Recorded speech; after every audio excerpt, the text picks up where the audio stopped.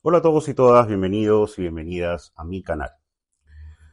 Desregulación en psicología alude al escaso, al poco control de las emociones frente a determinada circunstancia, haciendo que uno reaccione impulsivamente y desbordadamente frente a dicha situación. Ese es el sentido que se suele utilizar cuando se habla de desregulación emocional. ¿Cómo se da? ¿Cómo es la desregulación en el autismo? En primer lugar, intentemos aclarar la dimensión de la desregulación y hacia dónde nos lleva, en general y luego en particular. Usualmente, si uno se siente seguro, tranquilo, relajado, pensemos en la teoría polivagal, en ese estado de seguridad, uno puede conectar con los demás. Uno puede realizar bien sus labores, uno puede ser empático, uno puede ser creativo. Frente al estrés que pueda aparecer, a la situación vivida como amenazante, cuando uno empieza a darse cuenta de la existencia de algo así alrededor, uno va a empezar a sentir cierto malestar.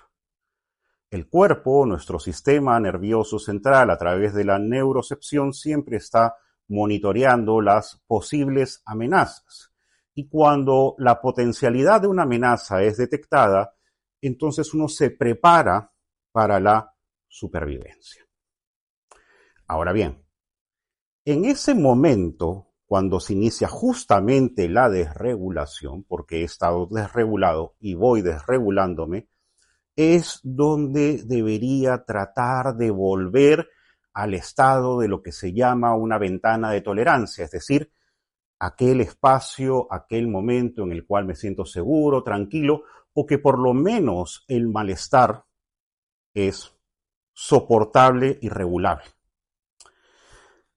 Si esto no ocurre, si la situación, si el estrés, si siento que la amenaza es inevitable, entonces uno se preparará para la lucha o la huida o para el bloqueo y la parálisis.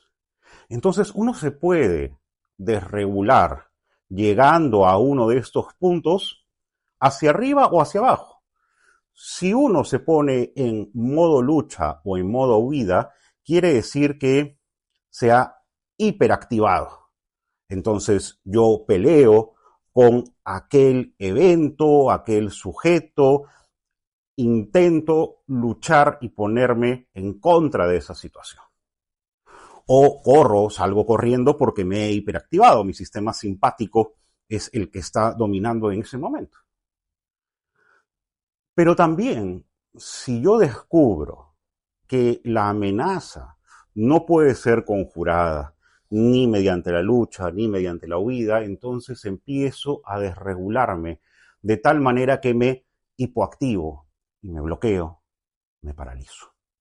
¿Sí? Entonces uno se puede desregular hacia la hiperactivación, luchando o huyendo frente a la amenaza, o hacia la hipoactivación, bloqueando y paralizándose. Pues bien, esto que estamos mencionando se parece mucho hacia arriba en la hiperactivación a lo que conocemos como meltdown, a ese estallido que se da en el autismo. Y también ese bloqueo, esa parálisis, se parece a lo que conocemos como shutdown en el autismo, es decir, el apagado, cuando uno ya no puede más. Evidentemente hay diferencias entre un mecanismo de lucha y huida y el meltdown y el bloqueo, la parálisis y el shutdown. Pero la correlación que existe entre esto nos habla que frente a la desregulación autista, o es hacia la hiperactivación que se tiende o hacia la hipoactivación. Entonces, Cuando los autistas nos sentimos seguros, podemos interactuar, intercambiar, establecer lazos con los demás. Seguramente cuando se dice que no queremos interactuar con los demás, no sea tanto eso, sino que no nos sentimos seguros o motivados para interactuar. Porque constantemente, y esto es importante, nos desregulamos más fácilmente porque nuestro sistema sensorial no logra adecuarse al entorno y al medio. Entonces, constantemente los estímulos ambientales nos están desregulando. Cognitivamente también, la manera en cómo se quiere que actuemos académicamente, socialmente, va en contra de cómo procesamos la información.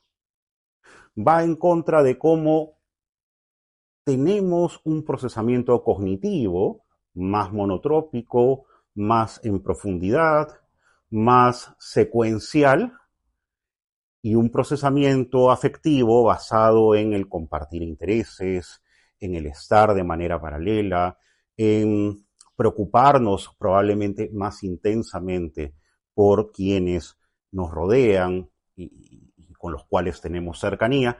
Es decir, las formas como procesamos cognitivamente y afectivamente no son las usuales. Entonces las demandas que se nos piden hacen que nos sea imposible muchas veces poder adecuarnos desde el pensamiento y desde el afecto a las demandas del entorno. Y eso también nos desregula. Entonces, muchas veces podemos ver en los autistas, niños, adultos, adolescentes, que hay una sensación de malestar previo. O podemos saber e intuir que si esta persona ha estado expuesta a mucha actividad social, con lo cual su batería social está descargada, o a una clase en la cual no ha podido avanzar porque se exigía demasiado trabajo en paralelo, o ha sido cuestionada por su manera de dar ayuda, o se ha preocupado demasiado por otro y no se le ha hecho caso en la respuesta afectiva que ha dado, etcétera, etcétera, podemos intuir que está al borde ya no de una desregulación, porque probablemente esté desregulado, sino que de la respuesta que va a dar a ese sentido, sea mediante un estallido, ¿no?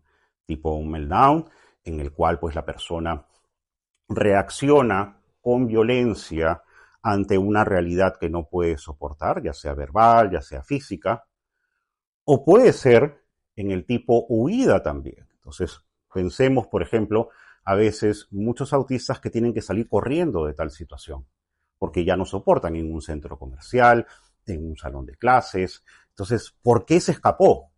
Bueno, porque no podía soportar estar ahí. Y uno de los mecanismos de supervivencia que tenemos es salir de la situación. Ojo, uno no elige si luchar, huir o bloquearse. Esto se da, digamos, de modo no consciente y tiene que ver con la mejor respuesta que encuentra el cuerpo para enfrentar esa situación. Pero también frente a esta desregulación puede haber un meltdown, pero hacia adentro, es decir, el shutdown, que es apagarse. O sea, es como cuando se acabó la batería del celular y hay que cargarse nuevamente. La persona se encuentra en un estado de agotamiento, cansancio, tal que no puede seguir operando y necesita un descanso. Esto es típico después de una jornada con mucha interacción social, por ejemplo. A llegar a casa y ya no poder hacer nada más, ni siquiera aquello que nos apasiona. Entonces hay que aprender a reconocer las señales de desregulación que nos pueden estar diciendo que vamos a hiperactivarnos, por lo tanto llegar a un meltdown o a una huida, o que vamos a hipoactivarnos y acabar en un shutdown. Hay que reconocer eso. Y cada persona tiene que aprender a reconocer cuáles son esos signos de desregulación. Igual los cuidadores. Y entonces tratar de hacer actividades que me permitan no salirme de mi ventana de tolerancia y sentirme seguro y permanecer ahí.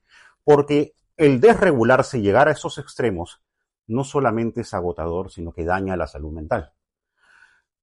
Fidget toys, caramelos de menta y concentrarse en eso, mindfulness, coger un cubo helado, salir a correr, etcétera, etcétera, son una serie de elementos que pueden utilizarse para buscar la regulación cuando uno ya está saliendo de eso. Ahora, si uno es muy niño o muy niña, no puede regularse. Tiene que existir la corregulación, que es decir, el cuidador ayudar en esa regulación. Pero la idea es reconocer cuáles son las señales de alerta de desregulación para tratar de que la persona se regule, regrese a su ventana de tolerancia y se sienta segura, protegida, cuidada para poder seguir interactuando, para poder seguir en un estado de bienestar. Comprender esto es comprender una clave fundamental de la salud mental autista. Esto es lo que quería conversar con ustedes el día de hoy y con ustedes será la próxima semana.